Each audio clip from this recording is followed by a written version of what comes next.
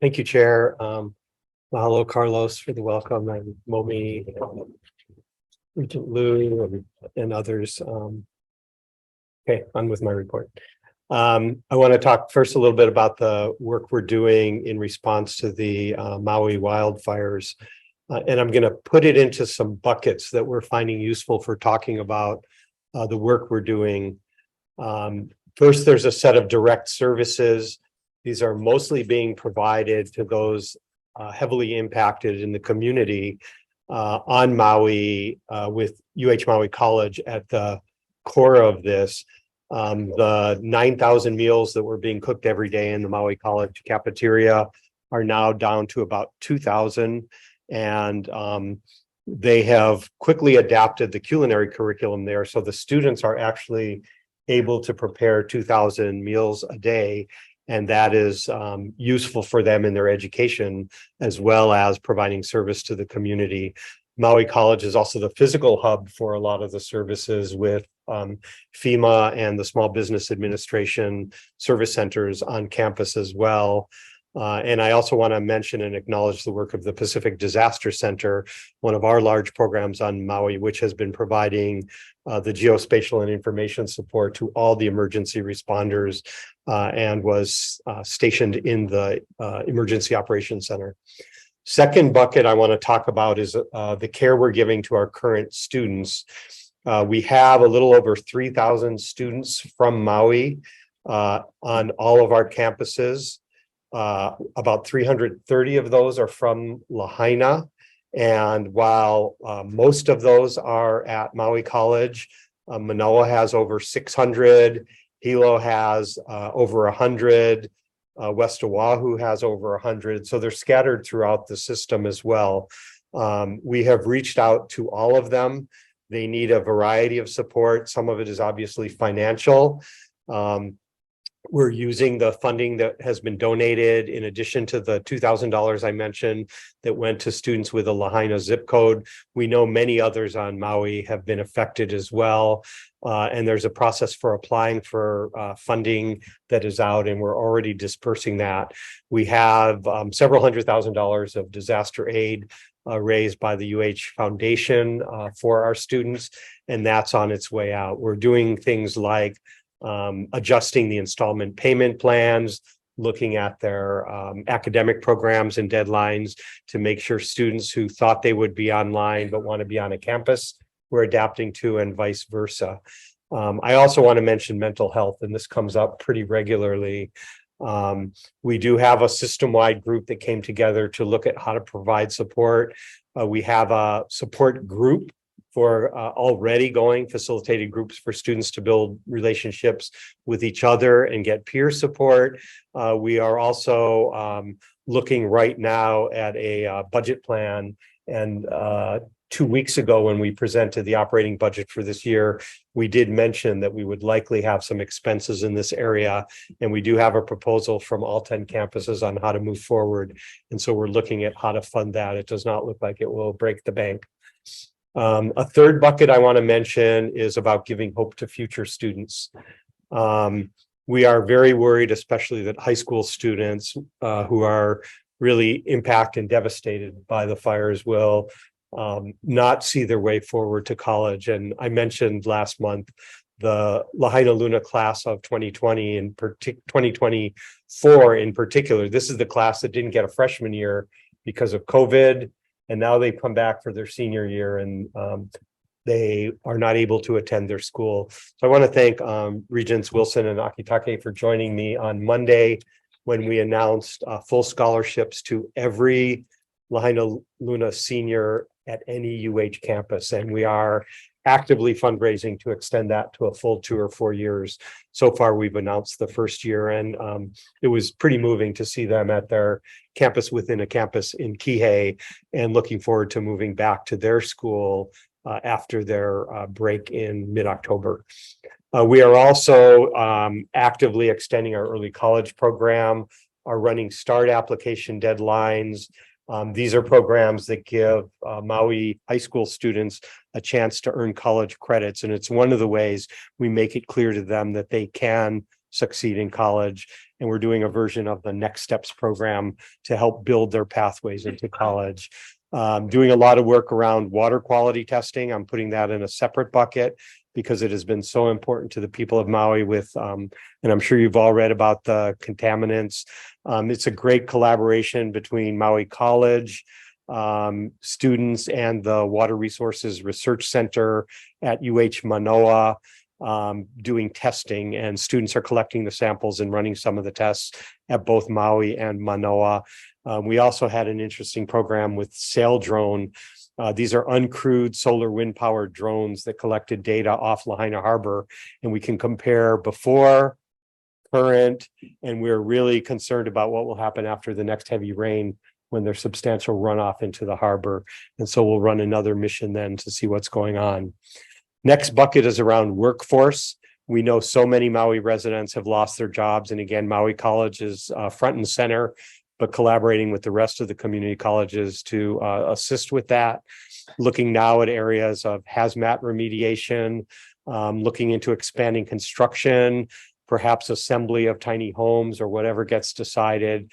And that's being done in coordination with CNHA, which is also running programs on Maui for people who have lost their jobs or who just want to upskill to other areas. We're also looking at the research we can do around wildfires. National Science Foundation in particular it's called RAPIDS, and they can get grants out very quickly, like within a week or so. And so we've got multiple RAPIDS grants from NSF looking at data collection and data modeling using AI to figure out where are the areas of vulnerability, and we'll connect them to the Pacific Disaster Center. And the final area I want to mention is around future planning. We've talked about that, and I'm really excited about a collaboration, again, initiated at Maui College with the Huliahia program, which is their sustainability science management HUI, and they will be collaborating with the UH Manoa Community Design Center, which has done a number of conceptual design projects. And what is great is this is student-led. So we're really engaging the next generation who will live with what is developed. And this will be input into decision-making process. It is not itself a decision-making process.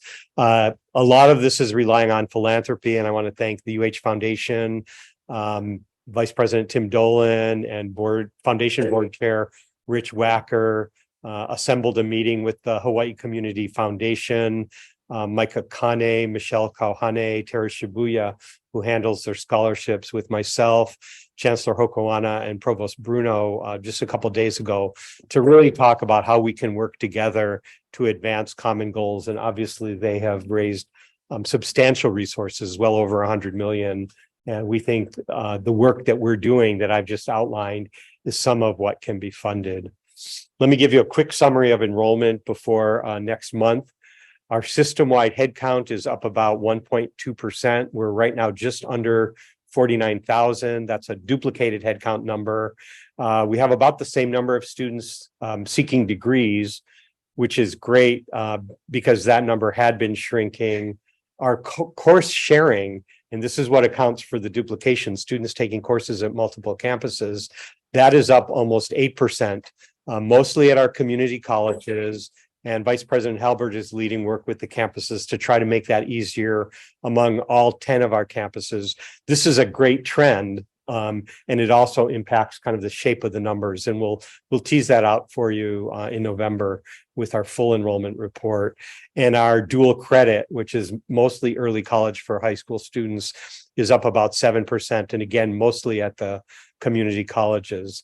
Just anecdotally, interestingly, Maui College is up about 7% overall, with degree-seeking students flat, which is great. We don't have a single explanation for this because not every campus is growing. We know some students want a safe place to go in the face of so much trauma.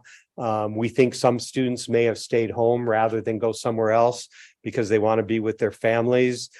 Some of them are engaged in helping. The Huliahia project I mentioned, the culinary program I mentioned, is an opportunity to study and serve the community.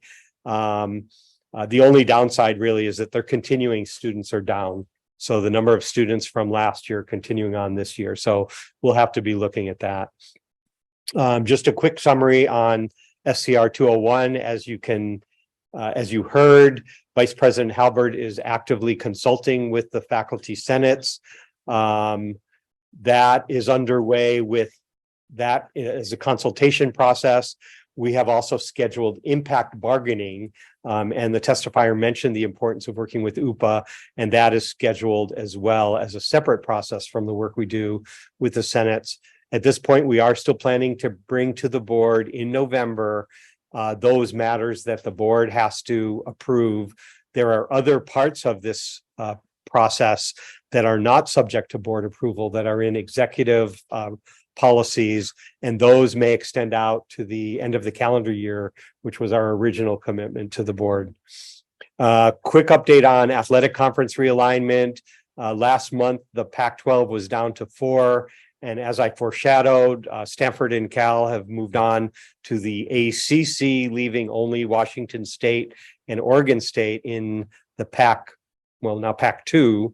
The other conference that we thought was vying for those two schools has announced they do not plan to expand westward. So our Mountain West Conference is really the most viable partner for Washington State and Oregon State. We are in active conversation with them through our conference leadership, our commissioner and our board chair, the president of the University of New Mexico. The Pac-12 situation is extremely complex. There's an opportunity for lawyers there. OSU and Washington State have filed a lawsuit to prevent the other 10 from having any say in the assets because they have walked away from it. So that will take some time to unravel. Part of this was decided, and the courts did say the Pac-12 could not meet as the Pac-12 and make decisions. So now the courts will be looking at who has voting rights on what issues. That court decision has not been set. Some of this will impact the way the college football playoffs play out. That's a source of a massive amount of money nationally, and the Pac-12 with 2 schools is not likely to maintain its favored Power 5 status. I will continue to keep the 2 regions who were designated as on point for the board informed as anything happens. And so far it is, moving at a challenging pace. There are lots of possibilities for how we may align. Finally, just a couple other items. I want to emphasize our commitment to our strategic plan.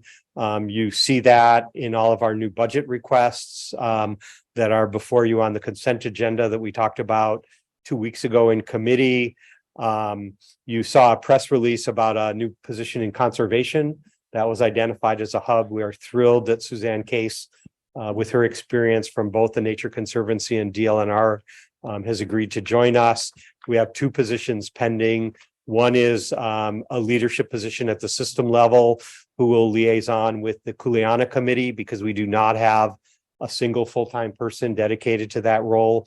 They will lead the Hawaii Papaokeao initiative, and we are working on a position at the system level to focus on workforce, to look at that imperative within the Office of the Vice President for Academic Strategy.